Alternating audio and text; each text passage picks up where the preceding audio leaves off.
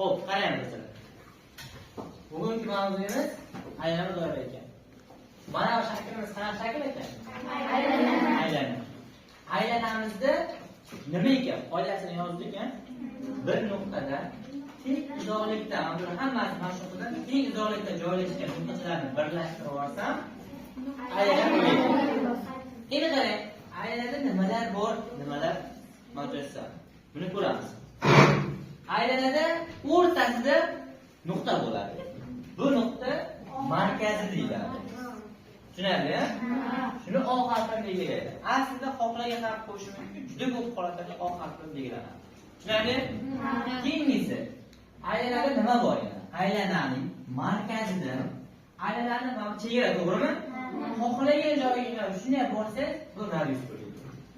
Shunga xohlasangiz baqirib kelsa ham radius. Baqirib kelsangiz ham radius. Mana radiusni kichkinaroqda belgilab qo'ydik. Tushunarli? Keyingisi agar deydi aylanani tasavvur qiling, mana shu obrez, to'g'rimi? Ikkita joyga ip bilan bog'lab turishni tortib qo'ysa, mana bu kesma nima deyiladi ekan? Vatar deyiladi. Vatar degan tasavvur qiling, mana shu bo'lak tortni kesdi, shunday kesdi. Faqat to'g'ri kesish kerak.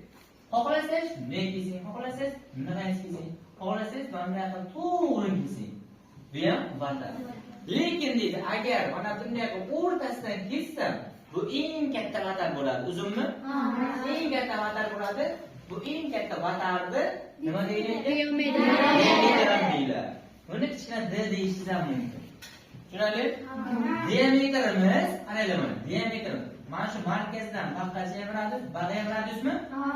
Demak, diametrimiz ikkita radiusga teng degan qoida yoki formula kelib chiqadi. Tushunarlimi? Albatta, ikkita radiusimiz bitta diametr bo'ladi. Diametrni aytishingiz mumkin, ma'lum metr. Xohlasangiz mana shu tasavvur qiling, sirgacha, to'g'rimi? Bunday burib qo'yishingiz mumkin. Kompasga ishlaydi. Xohlaganini olishingiz mumkin, farqi yo'q. Tushunarlimi? Keyin L nima edi? L bu line, inglizda olingan bo'lib, uzunlik, chiziq. Aylananing tasavvur qiling, mana shu turibdi, to'g'rimi? Mana bu chegarasimi? Shuni yurg'izib chiqsam-da, bu aylana bitta aylangan bo'lamanmi? Mana shu bitta aylanib kelishi bu aylananing qancha uzunligini bilib oladi. Tushunarlimi? Demak, bu aylananing nimasi ekan? Uzunligi. L bilan belgilaydi. Buni topishimiz mumkin, aytib olishimiz mumkin. Osongina. X ko'paygan, P ko'paygan, R degan formulasi. R nima ekan? Radius. Radius ko'paytiramiz, P degan soni ko'paytiramiz.